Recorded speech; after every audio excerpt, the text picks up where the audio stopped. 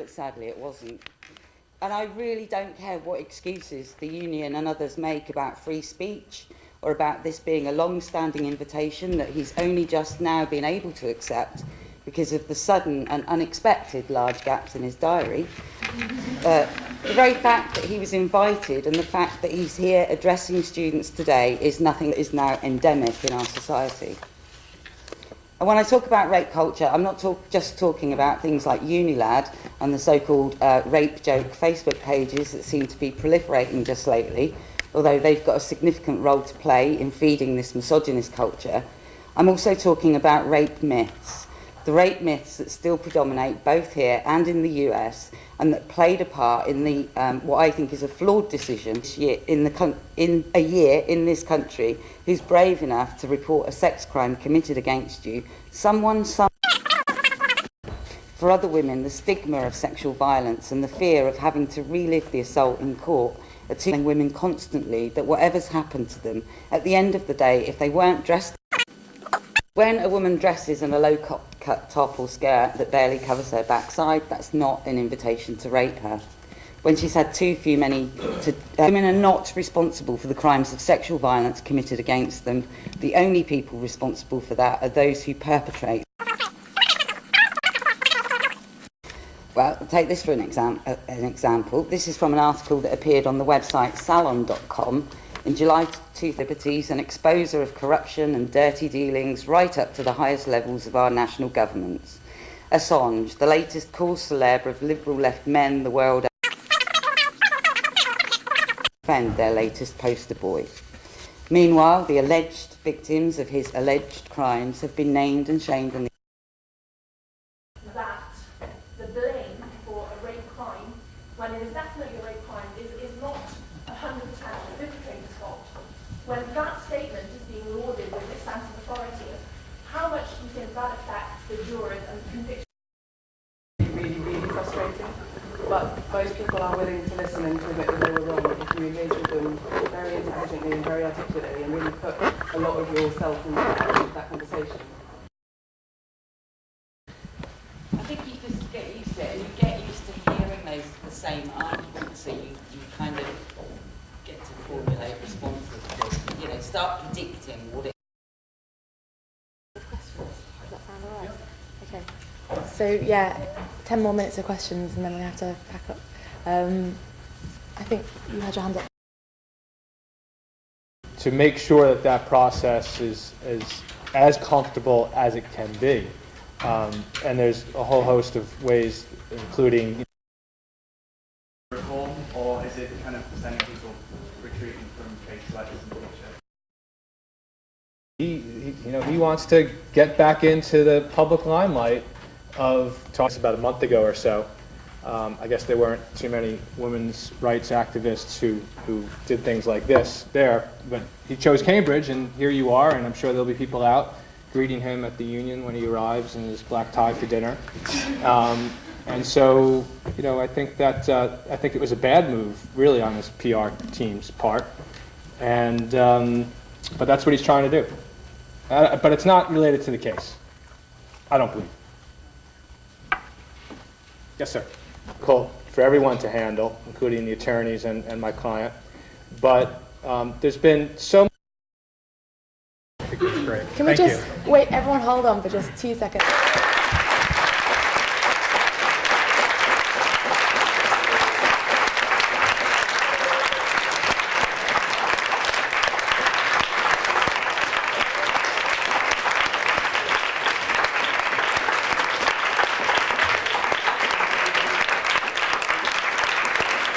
We have to get out of this room, so. Okay then, Yeah. later. But I'm going to be walking out, so. Okay, fine.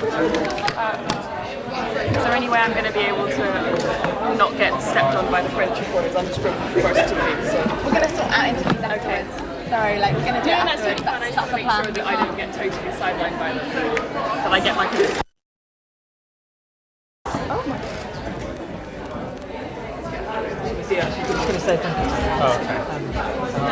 Do you want to maybe? Kath?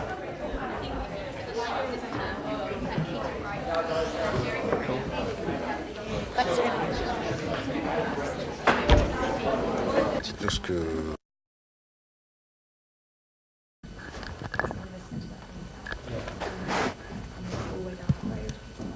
Are you at University Arms? No. So just so you guys can go on your way, okay? Shoot. Vous passez tous les deux.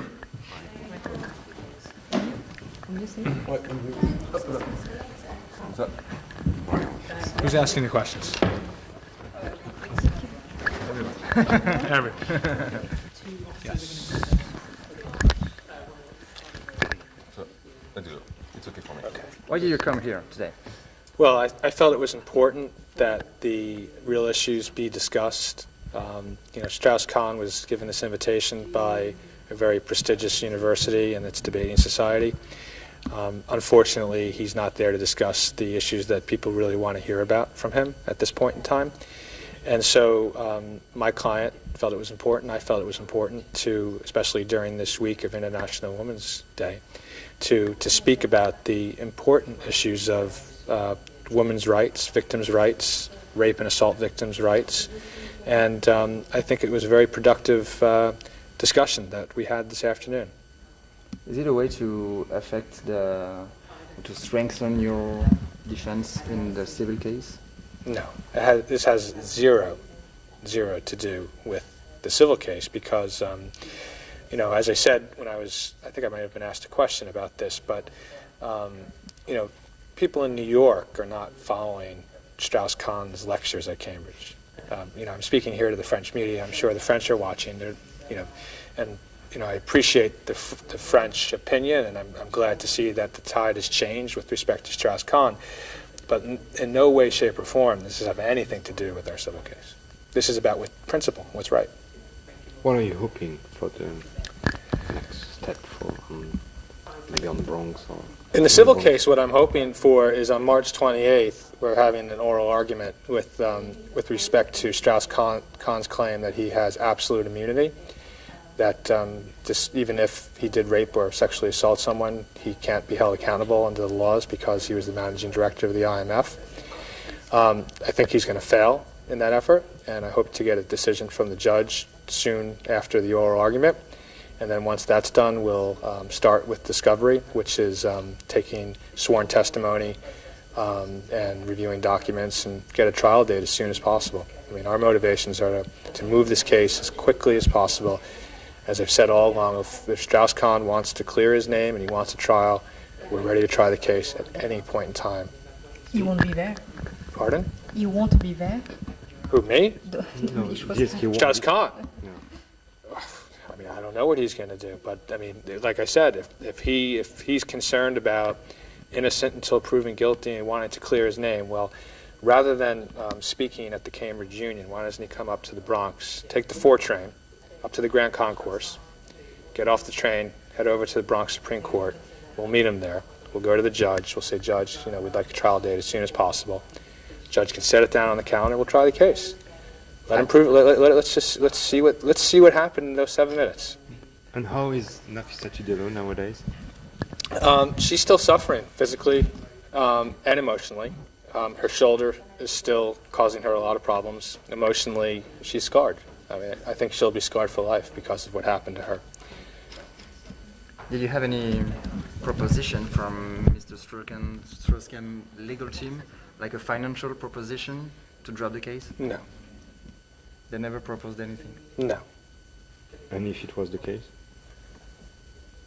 And if it was the case, to negotiate. And if it was the case, I couldn't tell you anyway. But no, if you will receive any. If it was the case, I would tell my client, as I have an obligation to do under the law, and we would make a decision. But we're focused on trying the case. You're not looking for it? Looking for no, like a financial not at all. agreement? No, what we're looking for is a trial. I'm not going to lie to you. As I've said all along, 95% of all civil cases do settle. That is a fact. You can draw what conclusions you want from that fact. But not this one. I mean, right now it's not in the cards. Right now we're focused on on defeating this motion and moving the case forward. But a year from now, 2 years, I can't predict the future. I can only tell you that 95% of cases settle. But as of now, I want a trial, Ken Thompson wants a trial, Wigdor Diallo wants a trial. And it can be so long, like 1 year, 2 years? Oh, a trial's not going to be, I mean, unless Strauss-Kahn, I mean, if he's listening to, I hope he's listening to me now, I've said it like 10 different times, if he wants to clear his name and he wants to try this case, we're ready to try the case. But if he wants to delay, which I believe is his strategy, then we're looking at 3, 4, 5 years. Oh, yeah. Yeah. And you know that, maybe you know, on the 28th of March, yes, it will be actually in France, in the judge office in Lille.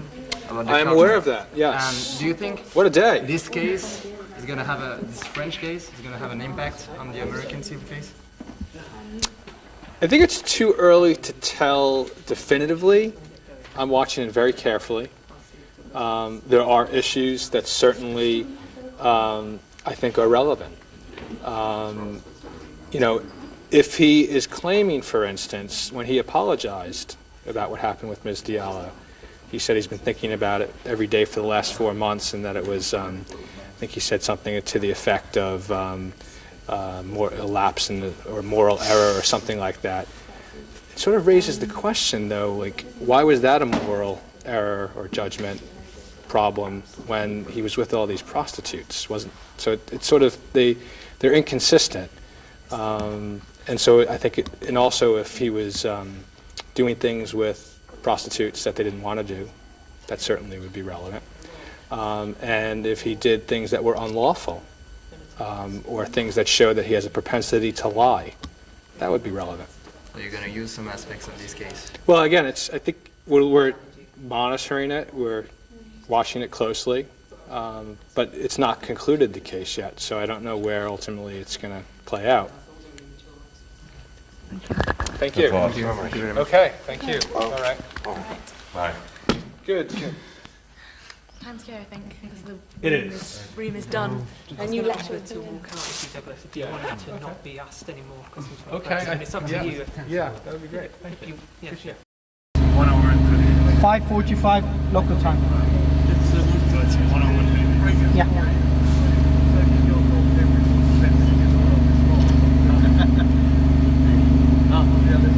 So over 5 minutes now, yeah?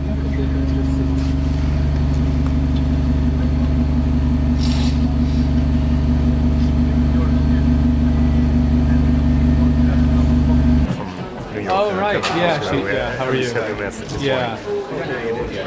Nice to see you. We'll see how long this goes on for. Oh, yeah. Nice to see you. Yes, that's true. Some people told me that already. Everyone, sorry to interrupt. We're going to do photographs and interviews afterwards. So if we can, we're all actually planning on moving because there's lots of students and lots of press. We want a big space where people don't feel claustrophobic. So we're going to feed out in rows. The law faculty very kindly let us use the bigger room. But if you can take a way out, that would be great. Thank you very much. Just okay, listen, Mike. Okay. Where would it be? Je sais pas, je pense que... Can people, we're going to move We can go to a bigger room, are we? We're going to move to a bigger room. If the press can leave in rows, if you don't want it to be...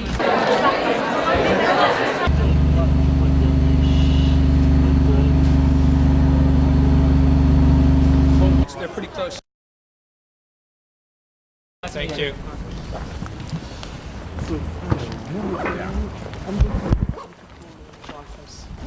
They're pretty close. I asked. Mine's the DoubleTree, Hilton. Hilton. It's on Granada Road.